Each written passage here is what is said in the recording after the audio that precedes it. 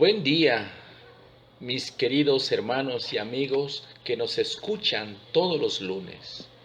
Les invito a que pongan atención en el Evangelio de Marcos capítulo 5 del 1 al 20, pero en esta ocasión nada más daré la lectura, los versículos 15 al 20, que dice de la siguiente manera.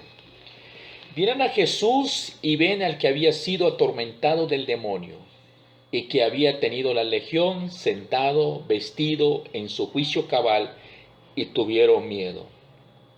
Y les contaron los que le habían visto cómo le había acontecido al que había tenido el demonio y de los cerdos, y comenzaron a rogarle que se fuera de sus contornos.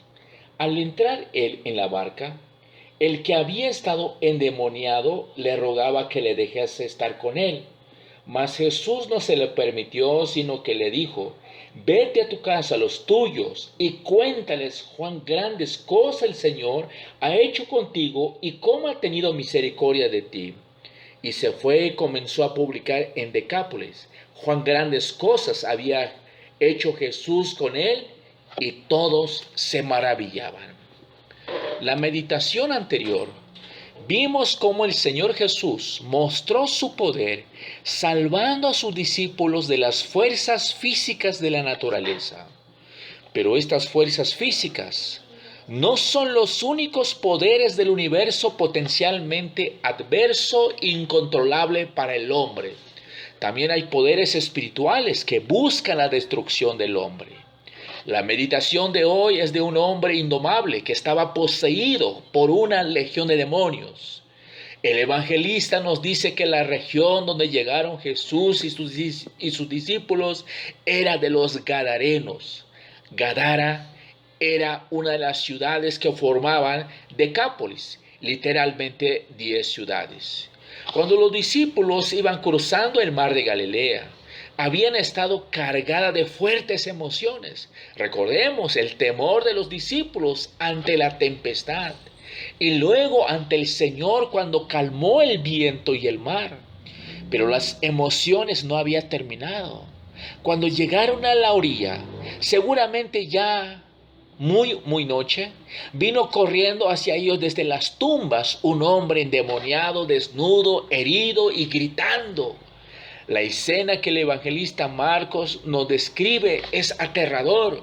Un hombre completamente descontrolado, como un animal salvaje e indomable. Nadie lo podía controlar. Y a pesar que lo había intentado de atarle, seguía siendo una amenaza para la seguridad de la gente de esa zona. El endemoniado rompía los grilletes. Esto nos muestra la profunda angustia, el dolor y tormento interior que tenía este hombre, porque vagaba en las montañas y excavaba las tumbas. Pero también nos recuerda su estado y su final: vivía entre los muertos. Tal vez en un esfuerzo por librarse de su tormento interior, este hombre se golpeaba a sí mismo con piedras. Satanás siempre obra para la autodestrucción de la persona. Cuando el endemoniado llegó a la presencia de Jesús, las cosas cambiaron inmediatamente. Los hombres de la región tenían miedo del endemoniado, pero éste tenía temor ante Jesús. Los poderes de las tinieblas resultan invencibles para los hombres, pero no para Jesús. Vemos también que el endemoniado estaba preocupado porque Jesús, como Hijo de Dios, podía anticipar su final. Los demonios saben que llegará el día del juicio. El endemoniado estaba enterado tanto el nombre humano de Jesús como de su deidad, aunque este era, al parecer, su primer encuentro con el Señor Jesús. Tal conocimiento demuestra que no se trataba simplemente de un loco. Estaba poseído por poderes demoníacos que conocían la verdadera identidad de Cristo. El endemoniado reconoció inmediatamente la majestad de Cristo. Así que su primera reacción fue de un temor reverencial que le indujo a postrarse ante él. Aquí se cumple lo que dice Santiago 2:19. Tú crees que Dios es uno, bien haces. También los demonios creen y tiemblan. Nos sorprende que en este momento Jesús le preguntó por su nombre. ¿Qué importancia podía tener saber el nombre de este desdichado? ¿Por qué razón le preguntó Jesús su nombre?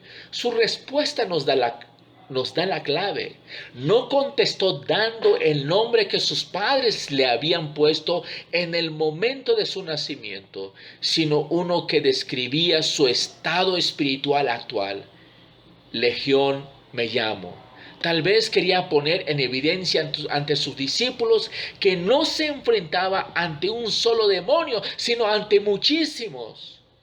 Pero mucho más probablemente sirvió para que el endemoniado mostrara el estado en el que se encontraba. Había renunciado a luchar por ser él mismo, por controlar su propia vida. El Señor Jesucristo es más poderoso que el diablo y sus legiones.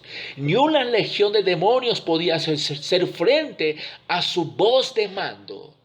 ¿Por qué le pidieron al Señor que los enviase a los cerdos?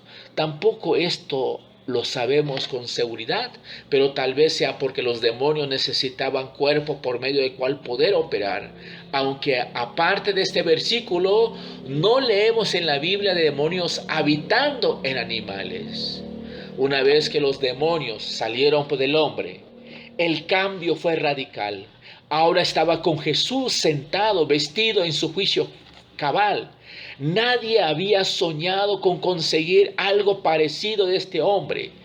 Y es que el poder del Señor Jesucristo llega allí donde ni el gobierno, ni los asistentes sociales, ni psiquiatras, ni familia, ni amigos pueden llegar. Nadie antes había conseguido que este hombre estuviera en paz consigo mismo y con sus semejantes.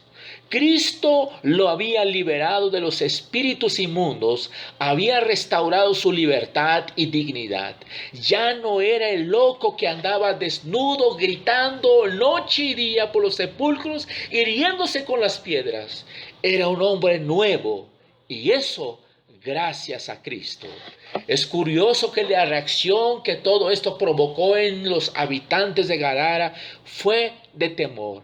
¿De qué temor tenían? Aparentemente tenían miedo del poder sobrenatural de Cristo. Su presencia en medio de ellos les inspiraba temor.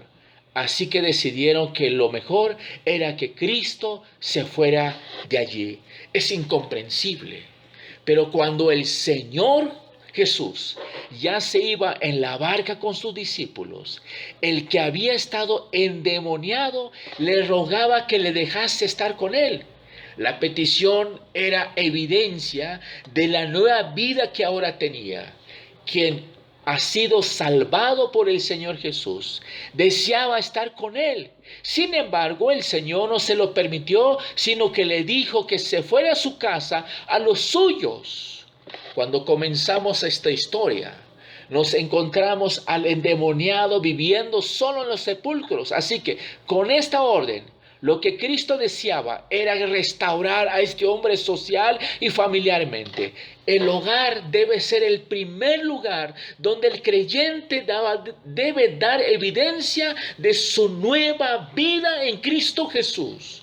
La verdadera actividad misionera comienza en la casa. No es coherente hacer grandes esfuerzos a favor de la evangelización de otras partes del mundo, mientras que desatendamos la educación cristiana a nuestros propios hijos, a nuestras propias familias, a nuestros propios seres queridos, por ejemplo.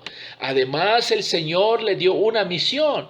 Cuéntales cuán grandes cosas el Señor ha hecho contigo y cómo ha tenido misericordia de ti.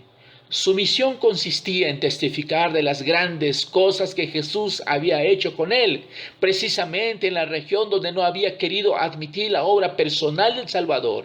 A pesar del rechazo de los gadarenos, el Señor en su misericordia le dejó el testimonio del hombre sanado. Nadie necesitaba más al Señor que ellos. Cuando Jesús estuvo en Decápolis, este fue un primer contacto con la civilización griega, y el hombre que había estado poseído por la región de demonios y a quien Cristo salvó fue el primer misionero que el Señor mandó a predicarles. Mis queridos amigos, si nosotros hemos conocido a Cristo, lo que tenemos que hacerlo lo que le dijo al Señor Jesús. Cuéntales cuán grandes cosas el Señor ha hecho contigo y cómo ha tenido misericordia. Esa es nuestra misión como creyente, como hermanos, hermanas en Cristo Jesús. Dios les bendiga, mis queridos hermanos y amigos. Nos vemos. Hasta pronto.